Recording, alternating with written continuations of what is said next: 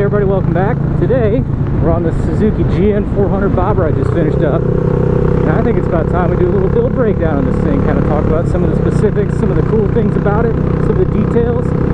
So let's jump right into it.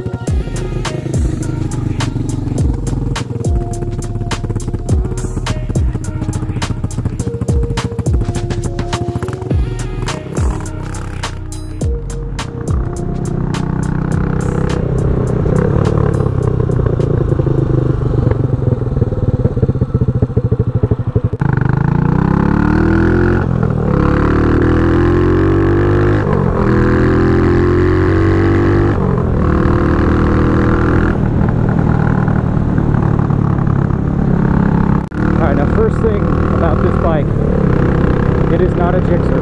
It might be a Suzuki, but it is no Gixxer, okay? Little 400cc single, makes like, I don't know, 2 horsepower. Not that fast, but it's not about being fast in this thing, it's just about being fun. So the GN400 is kind of an evolution of the SP400 series, and I believe like maybe it was an SP360 as well. And those were kind of like more the enduro or dirt bike type platform, and what they did is they just incorporated this engine into a more street going frame. They also offer this in like a 250 version. Now this is the only bike, this is the only GN I've had experience with, so I don't really have anything else to compare it to, but overall it is very fun. And you might have, you know, this view should look familiar. I made a video on making these handlebars, and I also made a video on doing this X21 install with the 2 momentary buttons. So you might have seen a few clips of it before, but I've never really gone over the full details on the bike. Now this does belong to a customer, and you know, as of right now we're recording this, I'm just doing some shakedown rides, making sure it's good to go before getting it back to him. Now some of the details on like GN400 or the GN SP series in general, these start out as a 6-volt bike. It's a Magneto CDI bike, and this one's still rocking the original CDI. I don't know the condition of it right now. It feels like it has like kind of weak spark around the mid-range and stuff, and that could be pretty normal for its age. But we have done, like I mentioned, the X21 on it. I've also done a Honda style GY6 regulator rectifier to convert this thing to 12 volt. So with the lithium phosphate battery that I have in here, this thing is outputting 12 volts.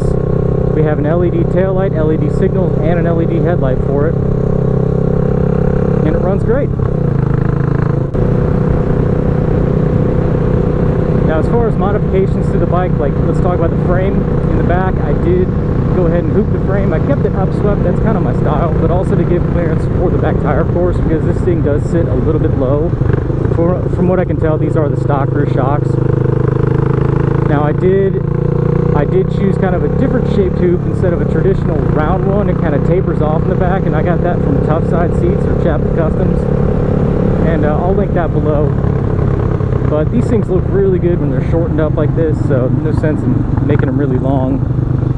Now I did make up some bushings and stuff, and I got rid of the passenger peg mounts, so it looks really slim. Kind of got rid of those big chunky pieces. Exhaust wise, this thing does have the stock header on it, which I've wrapped, and I do have just like a basic Dime City Cycles muffler on it, nothing special. It is a little bit loud. I would prefer maybe something a little higher quality, because I do feel like it robs a little bit of power as well. But obviously, you know, CD carbs, big open exhaust, and it's only a single cylinder, we're not going to be making a bunch of power. Now to pair with that rear hoop, I did make a seat for it, and I used some 14 gauge steel. And what I did is I found some quick release pins from Amazon, I'll link those below, to do my front latch, and then out back I made like a little kind of catch system for a piece of steel. Works really good, and I will definitely be using these quick releases from here on out. They're just a really trick piece, and they're not expensive. Now that seat pan I had covered by my guy Rich Phillips. He's done all of my seats, and you can see here we have this kind of like little squiggly pattern in it, and that's to match the tires on this thing. Just a cool little touch. We get to have a lot of fun when we work together, so that's why I like to use him. So all these little details, and the sides of it, it's kind of just like a basic leather, and then the top is an ultra suede. It's kind of a fake suede, but it's actually more durable than the real stuff and easier to clean too. But we always make sure we always try to do like a dual contrast, and it has like a neutral colored kind of stitch pattern to it. Just really cool. I always try to focus on the seats. And then as far as the seat shape, I wanted to go for kind of like a club style, which is again, another reason why I went for this style bar. Just a straight riser, it's a 6-inch rise, real narrow T-bar, I figure I hadn't seen one done with this kind of approach, and I really like it. Now the fuel tank, this is exactly how it came from my customer, and he kind of took it down to bare metal, gave it a little bit of patina, let it rust, and then went ahead and clear coated it. I think it matches the look we were after perfectly, so there was no need to even touch that. I did, however, put a different petcock on it. I just found something that was 34 millimeter bolt spacing that had a decent outlet on it. Now, yesterday I did go ahead and modify that petcock because the fuel line routing was less than optimal. I had it going down and then back up, so I think it was creating air pockets in the fuel line. So I modified it and had it so the fuel line now goes straight out, and it's a more direct flow path, so there shouldn't be any kind of like I'll just call it cavitation, just with air pockets getting in the line. But just trying to dial this thing in. It's all that small stuff. Now, since we were talking about the seat, the stitch pattern matching the tires, let's move on to the tires. Those things are just a Firestone Deluxe, and they are a really squared off tire fitting on this rim, and they look cool. Nothing against them, you're going to see people online complaining like, oh, they don't handle worth a damn or whatever. Like, guys, again, this is not a Gixxer. I'm not out setting lap records at Laguna. So what we're doing right now, these tires are totally fine. But it looks really cool, kind of poofy. It's got kind of a mixture of like a Japanese kind of brat look to it, along with kind of that club style. A little, just a hybrid, trying to come up with something cool. Now this master cylinder is a cool piece. This just came from Amazon. I'll put up what size piston it is right now, but it works fantastic for this particular caliper I have up front, and it's very compact too. And then beyond that, I just have a stainless line. It's a DIY kit I get from TC Bros. Again, I'll try to link all of this stuff. I'll try to link all the main parts for this build in the description, so be sure to check that out.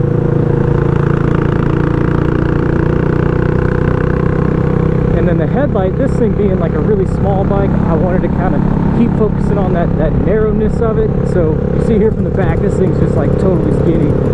So the headlight itself is actually only a 4.5-inch unit, and it came from Dime City Cycles as well. So just a cool little piece. And then within that, it has a T19 halogen bulb stock, but I have put an LED in it, just because this thing, originally being a 6-volt, it's only outputting 9 volts AC on one wire and 5 volts AC on the other, so we're barely able to make 12 volts out of this thing. So the original halogen bulb in that was like a 35 watt, and it just couldn't sustain, so it would actually drain the battery as you're going. Now, another little trick piece I made for this thing is the compression release on here. The original lever would have the compression release built in. It would kind of be hanging down from the front here, but I wanted to kind of get rid of at least one more cable that we have going to the front, so I decided to kind of just make my own little aluminum handle and just kind of mount it up right there. I made a little bushing spacer, just whipped something out the lathe, and I think it turned out really cool. It's just a neat little piece, even though I don't think we really use it. It's there though if you want it, And then out back, the taillight on this thing actually came on the bike from the customer, and I don't know what it is. It's probably just some kind of it's a cheaper Amazon unit, but I did retrofit an 1157 LED into it, so I did modify the actual socket for the bulb itself kind of redo it because the wiring was just really, here's par, here's below par, and it was like down where China is, where this thing was made. So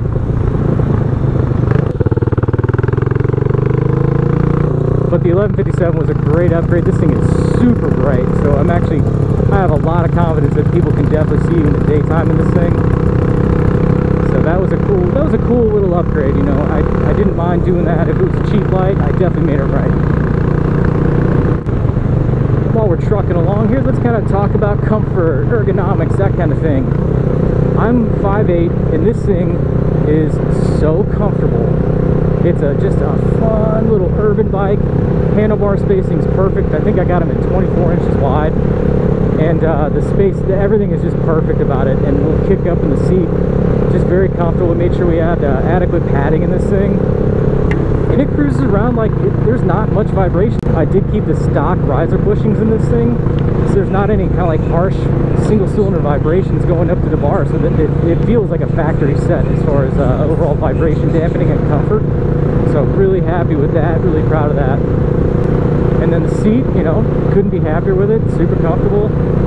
Foot pegs are stock, so they're kind of rubber isolated, so they have a little bit of dampening too. There's really, like, for being a single cylinder thumper, really not a lot of vibration at all with this thing. And we're trucking along. I know I don't have any gauges or indicators on this thing, but we are trucking along here about 45 miles an hour.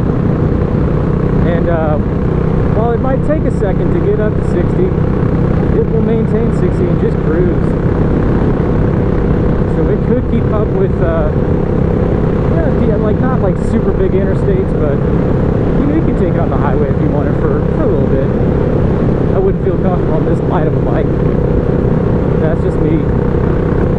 But yeah, overall comfort-wise and ergos, I do try to build these things to fit my customers the best I can.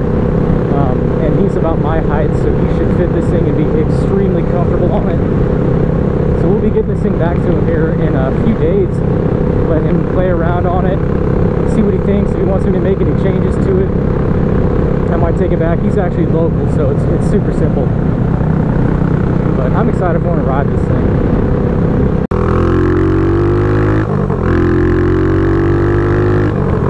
Making all the noise and no speed. I get spoiled by my multi-cylinder bikes. And I got this thing pretty dialed in. Idle's really decent. But this petcock I've just been fighting kind of fuel flow issues on. I don't know what it came from. I mean, it's cheap. You cannot get a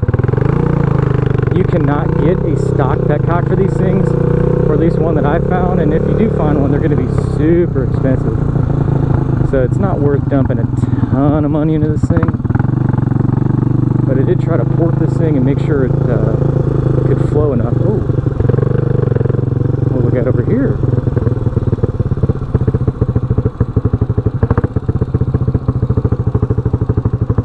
Some old Suzuki's. I wonder if that's an SP. That's cool.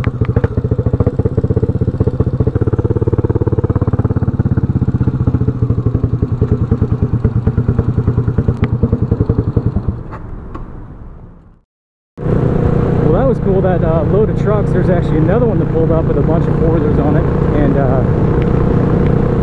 just a local guy. They're getting ready to start up a shop, open in here like 14 days. So buying and selling a bunch of old parts, mainly four-wheelers, but they also have like old motorcycles. So we're gonna be best friends. But yeah, just grab some fuel in this thing. And one thing I forgot to mention was the front suspension. The fork boots, just as the first simple thing, those come from Amazon. Never tried them before. They're pretty decent. They're not perfect, but they do fit the overall height of this fork. Now, the fork itself, I did lower internally, and I lowered it 3 inches. Now, I wouldn't go any further than that. That feels like it would be the absolute max. So what I did is I made an internal spacer in the bottom of the fork that was 3 inches long. And then the spring itself I cut at like 2.5 to kind of build in a little bit extra preload, because this thing was kind of saggy from stock. And inside of it, I think I got a 10 weight fluid right now, but it rides really well. Like I I can't find a flaw on the front end, you know. Again, we're not out setting lap records. This thing just cruises. It does exactly what we need it to do. In other news, since we're holding the clutch, this clutch perch is just a basic Motion Pro. And then the lever that I have on here was a spare Suzuki lever of the era, so I wanted to try to have like matching style levers, so that's why that's on there. I could have used the Motion Pro lever, no problem, but again, just trying to match aesthetics here. Now also out back, I just grabbed some kind of generic fender that I had lying around. No idea what it's off of at this point. I got so many parts, you'll see here in a second. But just kind of shorten that thing up and put it on the back, and it just kind of completes the look of the bike. Never going to put a front fender on this thing. It just doesn't match the look. And I know there's going to be people in the comments, you know, but the mud gods, you know, what about the rain? Like, we're not riding in the rain, you know. I feel like that's a common misrepresentation of like of the bikes that you commonly see in the US versus, like, let's say, you know, UK and Europe. Is you guys primarily have them as your daily drivers, whereas most motorcycles around here, I would confidently say a solid 95% of the bikes in the nation are a secondary vehicle, not used for daily transportation, so they're only ridden when it's nice, you know. Another piece we have on here that came from NWT is the ignition switch, which ended up working perfect for the CDI because it has a negative shutdown, so I was able to just use 2 wires there, and you can either shut this thing down by the key, obviously, or you can shut it down by the actual controller, by the handlebars, like a regular kill switch. Now, as far as the engine's concerned, I do not know how many miles are on it. It does have great compression. Now, I've rebuilt the carburetor. It's a Mikuni BS36. If not, I'll definitely update that. But stock intake manifold right now, there's no leaks in that. I do have a conical pod filter on this thing. And then I've just been playing around with some jetting right now with different washers and shims, and then mains, and drilling the pilot out. So we're getting it dialed in. I have had the cylinder head off. I did a valve job on it, new valve seals, and then I wanted to reseal everything. So we have just all adjustments done there, and it's running good.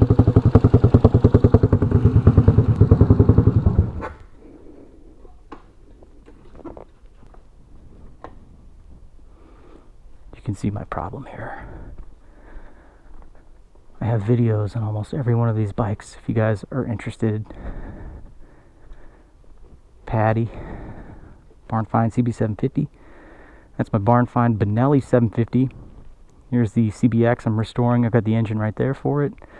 XS 6-speed chopper, CX500 scrambler. Just made a video on picking those 2 CXs up. You know, and I've got a line of bikes back here. And tomorrow, from the time I'm recording this, dragging this XS400 back out because it is time to finish it up, and I'm excited. But yeah, we got a lot of parts. Alright guys, I'm going to leave you with this clip here. Just doing some riding, final shakedowns of the bike, but I hope you guys like this thing, and I hope you guys like the format I chose for this little build breakdown. I thought it was a lot of fun, you know. This is a really cool bike, nothing too fancy, and it's a nice change of pace from all the custom stuff I've been doing as far as like high-end work or like the restorations. So same kind of mindset I had with Patty. Just you know, don't make it super nice, just make it fun. But if this is the first time you've seen a video on this bike, I have a couple more, so check out the playlist I have for it. And then check out some other videos on the channel. You guys saw a bunch of the other bikes and projects that I have, so plenty of content to keep you busy. And if you have any questions on this bike or anything else, just leave them below. I'll be sure to get right back to you, but be sure to check the description, as I'm going to link everything I can for this bike, and you guys will have that information available for you. So anyway, again, I hope you guys like this video, and I hope to see you in the next one. Thanks for watching.